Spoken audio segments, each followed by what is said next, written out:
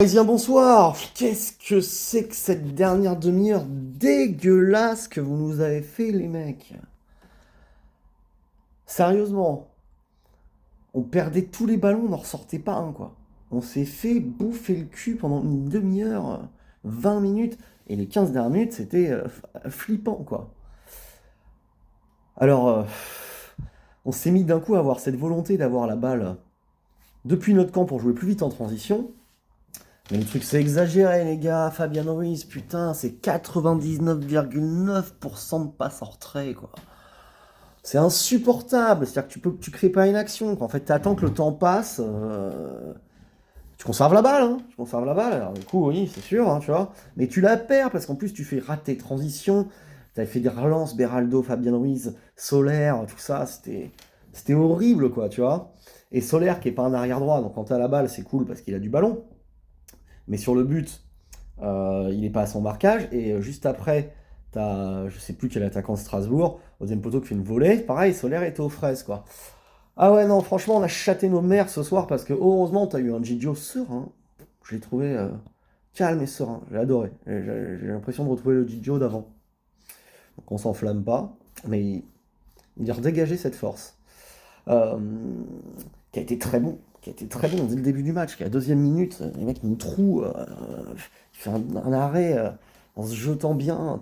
C'était cette première minute, tout début de match, c'était chaud aussi, Kata. Et puis bon, cinquième minute ou truc comme ça, faute sur Randal Colomwani, penalty de Mbappé. Et là, t'avais le nouveau gardien strasbourgeois dans les buts. J'ai pas encore bien son nom en tête. Qui fait des très belles relances au pied, qui a, euh, qui a quelque chose. Tu sens que c'est un bon gardien, mais qui remplace Matt Sells, quoi, la légende, qui est parti en Angleterre. Il avait envie de tester ce challenge-là. Bon vent à lui, c'était un super joueur. Bon, moi, qui aime la Ligue 1, et qui la regarde depuis longtemps, c'est un très bon gardien pour Strasbourg.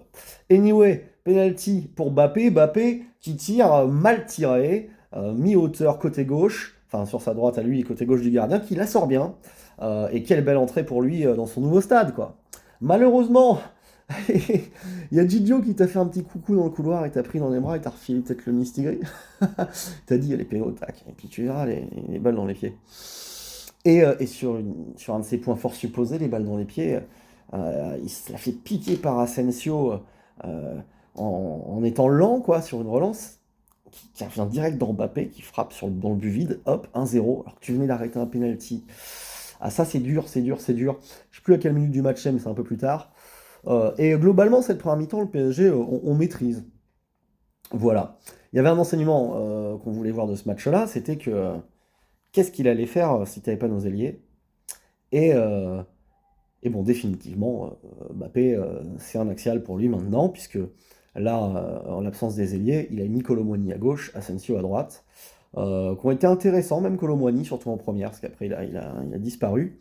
Euh, Parce qu'il a un peu supercuté, mais tu vois, il n'a pas la qualité technique de Mbappé. Moi, je trouve ça dommage. Je trouve ça dommage. Et il s'obstine parce que même quand il fait rentrer Ramos à la place de Colomwani à 10 minutes de la fin, alors qu'il aurait fallu le faire rentrer quand il y avait 2-0, tu vois.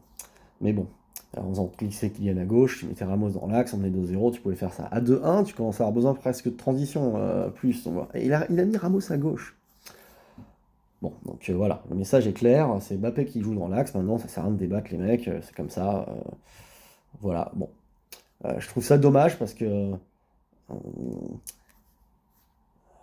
Colomwani c'est moins fort, quoi, à gauche, c'est clair.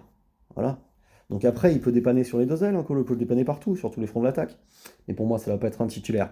Et Ramos, bon, il revient petit à petit, hein, il a fait une minute, 5 minutes, 10 minutes, peut-être que la prochaine il va rentrer 20 minutes. On verra qu'ils prennent du temps de jeu à gauche, à droite, n'importe où. Pour l'instant, on a besoin de reprendre un peu de confiance. Donc voilà, mais j'espère quand même un moment ou une autre dans l'année, on reverra un peu Kiki à gauche, avec Dembélé à droite et Asensio dans l'axe ou Ramos dans l'axe. J'aimerais bien voir ça. Asensio, il est intéressant partout, hein. Asensio, donc il gratte ce ballon et c'est lui qui met le deuxième en début de deuxième mi-temps, avec une bonne sortie pour une fois de Ruiz en 1-2 avec Mbappé qui lance très bien Kylian qui du coup fait un extérieur du pied pour un peu rendre la monnaie de sa pièce à Asensio qui est pas parfaitement réussi mais elle revient quand même elle arrive quand même dans les pieds d'Asensio qui calme, se met sur son pied gauche et tire côté ouvert, gardien plonge côté fermé, serein, serein. 2-0, tu te dis on est bien, c'est en place et tout ça quoi. Et puis voilà. Après, il se passe ce que je t'ai décrit au début du match. Pourtant, on a fait rentrer Vitinha à la place d'Ugarte. T'as pas du tout plus contrôlé. Mais tu sais, cette volonté d'essayer de relancer, de jouer, de calmer le truc. Je pense que ça, c'est une consigne de Luis Enrique. Mais on l'a mal fait, quoi. Et jusqu'à redonner confiance aux Strasbourgeois, qui nous ont mis le feu, quoi. Les gars. Non, mais sérieusement, j'étais inquiet. Je me suis dit, putain, on va encore se le faire le 2-2 là? Sérieusement? Donc bon, on n'est pas rassuré. Après, le coach est pas têtu, il a fait rentrer Mukiele en toute fin de match quand même, tatati tatata. Il y a une bonne rotation, on voit un peu tout le monde. Tu vois des choses positives dans le fond qui progressent, mais on se rend dans les matchs difficiles, quoi. Je veux dire, là, Fabien Ruiz, toute cette fin de match, je sais pas, jamais essayer de jouer vers l'avant, c'est insupportable, quoi, parce qu'il y avait la place d'essayer d'en mettre un troisième, mais en réalité, tu prends 2-1, et t'es pas loin du 2-2, hein, tu te prends la pression, quoi. De ouf, t'as pris la pression. Bref, allez Paris, on a gagné, c'est l'essentiel, j'ai rien oublié de dire. J'ai parlé d'Asensio, j'ai parlé de Kiki, j'ai parlé de Randall, de Ramos, de Ruiz, de Soler, de Vitinha, d'Ugarte. Ah oui, Beraldo, qui jouait dans l'axe. Hernandez qui était côté gauche, qui a été très bon Hernandez. Expérience, combatif, enfin, comme d'habitude. Euh, Beraldo, Marquinhos, cette charnière-là dans l'axe, quand tu veux relancer, jouer le ballon, c'est pas mal. Mais bon, ça fait quand même des pertes de balles, hein. Beraldo, il n'est pas encore complètement prêt. C'est pour ça que moi, que je préfère avoir Lucas Hernandez dans l'axe pour les gros matchs, hein. Alors effectivement, vivement le retour de Nuno. Voilà, et d'Hakimi, parce que Carlos Soler, il dépanne bien arrière droit. Il combine pas mal avec Asensio. Tu vois, il y a une belle paire qui peut se créer. Et, euh, et Asensio, il a besoin d'être dans cette équipe. On commence à se la dessiner, l'équipe. Tu vois, pour moi, Asensio doit faire partie du 11. Et Vitinha aussi. Et Mbappé aussi. Et Dembélé aussi. Alors après, tu te débrouilles, bah, Dembélé ou Barcola, les deux, Asensio dans le milieu, comme on l'a vu l'autre fois, Vitinha, et Zaïre Emery. Voilà. Parce que Ugarte a pas été très bon, et Fabien Ruiz m'emmerde dans son jeu. Voilà. C'est tous les Parisiens, bonne soirée.